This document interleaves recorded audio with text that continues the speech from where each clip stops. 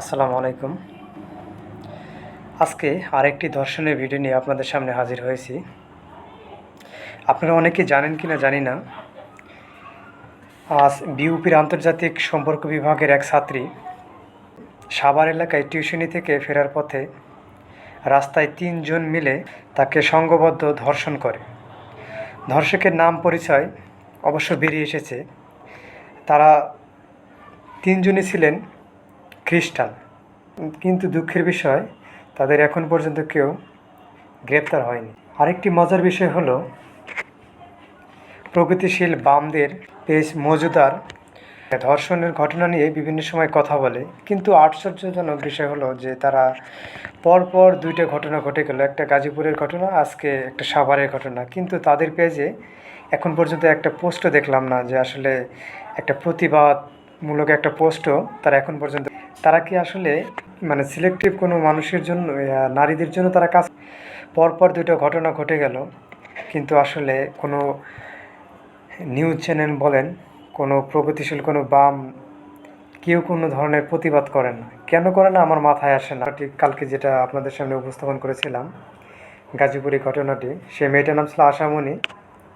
আশামণিকে যখন লাগাতার 3 দিন ধরে ধর্ষণ করে এবং তারা পুলিশের কাছে একটা স্টেটমেন্ট শেয়ার করলে পুলিশ এটাকে ধর্ষণ নয়, কারণ 13 বছর বয়সে তো কনসেপ্ট প্রডিউসিও করেছে এই বলেছেন।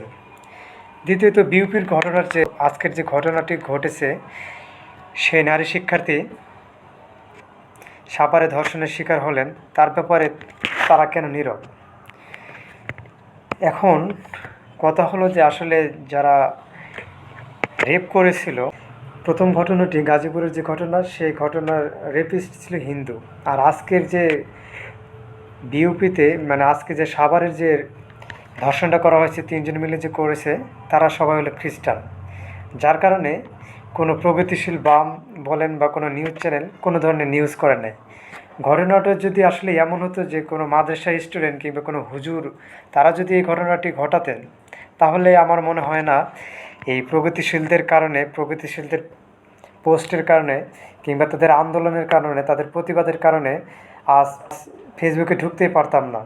কিন্তু আসলে তারা কেন এখন পর্যন্ত এই 2টা ঘটনার প্রতিবাদ করে নাই, আমি চিন্তা করতে পারি না এটা। এখন প্রশ্ন হলো যে আসলে বাংলাদেশে কেন এত ধর্ষণ হয়?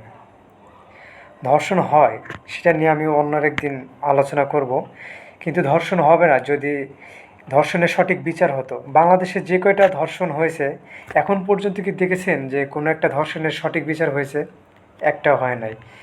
যখনই দেখে যে ধর্ষণের কোনো সঠিক বিচার হয় না, তখন ধর্ষক আর উৎসাহ, যাদের মাথায় সবসময় ধর্ষণ চিন্তা কাজ করে, তারা আরও অনুপ্রেরণা পায়। কারণ কি, তারা জানে তাদের কোনো বিচার হবে না। ধর্ষণের বিচার এরকম, একটা বিচার যদি এরকম হতো যে তাকে প্রকাশ্যে জনসম্মুখে বুক বুক পর্যন্ত মাটির নিচে মানে পুঁতিয়ে রেখে পাথর দিয়ে আঘাত করে তাকে যদি হত্যা করা হতো, ইসলামের এই আইনটা যদি একবার চালু করা হতো, তাহলে আমার মনে হয় না আর কোনো রেপিস্ট, আর কোনো ব্যক্তি ধর্ষণ করতো বা আর কোনো মেয়ে তাদের সতীর্থ হারাতো। আসলে ধর্ষিত যারা হয়, আসলে সেই মেয়েটার কাছে প্রশ্ন করেন সে কতটা কষ্টে আছে। একটা মেয়ে সব গুরুত্বপূর্ণ সম্পদটাই সে হারিয়ে ফেলে। আজ যদি আমার বোন, আপনার বোন এই ধর্ষণের শিকার হতেন, তাহলে কি আপনি চুপ থাকতে পারতেন? না। তাই আপনারা আর কেউ চুপ না থেকে যার যার স্থান থেকে প্রতিবাদ করুন, এবং ধর্ষণের বিচার যেন আমরা জনসম্মুখে দেখতে পারি, এবং তাকে যেন হয় ফাঁসির মঞ্চে ঝুলানো হবে, নাহলে প্রকাশ্যে পাথর মেরে হত্যা করা হবে। এই আইনটা অতি শীঘ্রই যেন বাংলাদেশের সরকারের কাছে অনুরোধ থাকবে, বা এই আইনটা যেন অতি শীঘ্রই পাশ করা হয়। না হলে ধর্ষণ কোনোভাবেই বাংলাদেশ থেকে কমে যাবে না, আরও দিন দিন বৃদ্ধি পাবে।